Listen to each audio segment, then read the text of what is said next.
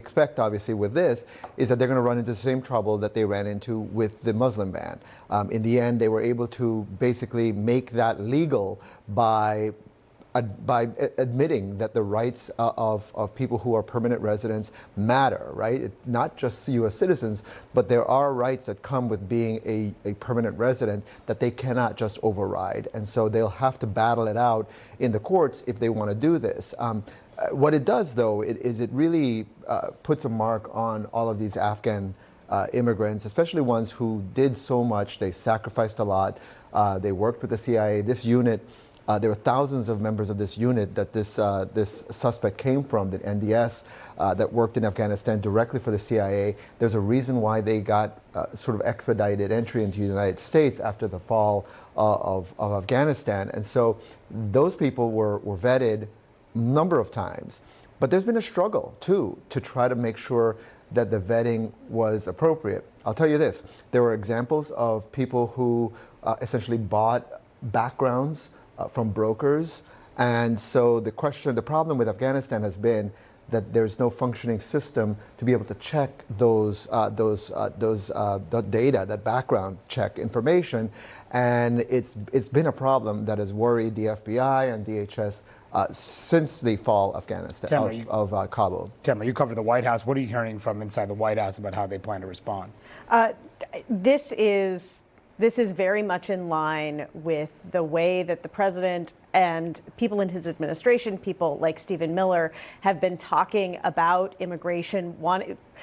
President Trump, in his remarks on Wednesday night, brought up Somalia. That is not an accident. That is something that the president has been focused on recently and that he is emphasizing. You look at refugee policies where the White House wants to bring in white people from South Africa who they say are being persecuted. They don't want to bring in other refugees. The refugee program has been severely restricted under the Trump administration already. So in a lot of ways, this is a terrible event that has given them a sort of a peg to do a lot of the things that they were already doing or wanted to do. And it does come at a time when the president's approval ratings are in a really bad place, including on immigration. But this is a realm of immigration where he has had more traction than some of the other areas. And speaking of the refugee issue, this is what he said in a couple of late night posts last night. Right before midnight, he put out these posts here on Thanksgiving night. He said, "This refugee burden is the leading cause of social dysfunction in America, something that did not exist after World War II. Failed schools, high crime, urban decay, overcrowded hospitals, housing shortages, and large deficits." He's very clear where he's going with this. Well, I like the way that Tamara put it. It is something they want to do. It's a long-term project. This administration, with the 4 years it has been given by voters, wants to transform the immigration system, one, so there's a larger deportation force, so that immigration courts are seen as deportation courts, as they call them.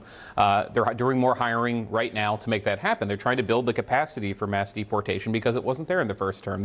You've covered this. So many things that they're doing right now are taking the lessons of the first term, where they were stymied by a court or stopped by a court, going to a more favorable court this time. A point with we saw this with the Muslim ban. It was a 5-4 decision that upheld the president. That's a 6-3 conservative court now. So they like their odds, but there is a long-term strategy here. But what are the political risks of it? For Trump, he's not on the ballot again. For Republicans, we already saw them lose ground with Asian American and Arab American voters in Virginia and New Jersey. Just huge shifts back away from the Republican Party. This is not the Republican agenda that won Dearborn, let's say, in the last election. This is more like what he wanted to do in the first place. And voters don't get a veto on this. It's going to be fought out in the courts. In Congress, look, final point I'll make is why was it easier for some Afghans to get here if they cooperate with the Americans in the war? It was a bipartisan vote of Congress that made the Allies Act. Mike Johnson voted for that. I don't think you're going to have any Republicans saying that was a good idea. Now the Stephen Millers of the party, who already were controlling the narrative, are going to control the politics too. Very few Republicans voted against that. Yeah, I think 16. Yeah, something like that. So part of this post, there were just a number of things that are eyebrow-raising, to say the very least. This is what he said he said, refugees from Somalia are completely taking over the once great state of Minnesota. He said that there are Somalian gangs looking for prey. as he said, people are staying locked in their apartments. He called the governor of Minnesota, Tim Walz, quote, seriously retarded. He went on to call Ilhan Omar the worst congressman/woman. He ridiculed her for wearing a hijab, and she said that question about whether she's in the country illegally. Yeah, a lot of that is problematic. It's racist. I was just going to say it's rooted racist. in racism and xenophobia. Yeah. A little bit of misogyny possibly in there, or sexism in there as well. And I think that there are people in the White House who believe that the best message that Donald Trump has right now is his anti-immigration message, that's really the only thing that he has to counteract all the concerns people are raising about why voters why his approval levels are so low. They're worried about the cost of goods. They're worried about safety, yes. They're worried about the cost of housing. They're worried about health care. And he's not addressing much of that directly, but what he is doing is saying indirectly, the immigrants in the U.S. are causing or contributing to all those problems. I don't know if that's going to work with the American people, because they've seen the immigration crackdowns, but they also have seen that grocery prices aren't going down as a result. Their health care issues aren't being resolved, even with the crackdowns at the southern border. So yes, he can do more on immigration, but I don't know if that's going to address what American voters really expect him to be working on. Just real quick, I think just focusing on this event, I think part of the anger you're seeing from the president and from the White House is the fact that they would like to blame this on Joe Biden and everything on Joe Biden as they've done, but they own some of this. Yeah, and just to that point, I want to show that what Trump said yesterday when he was asked about this situation, the fact that the suspect was granted asylum in April of this year. There was no vetting or anything. They came in unvetted. And we have a lot of others in this country. We're going to get them out. But they go cuckoo.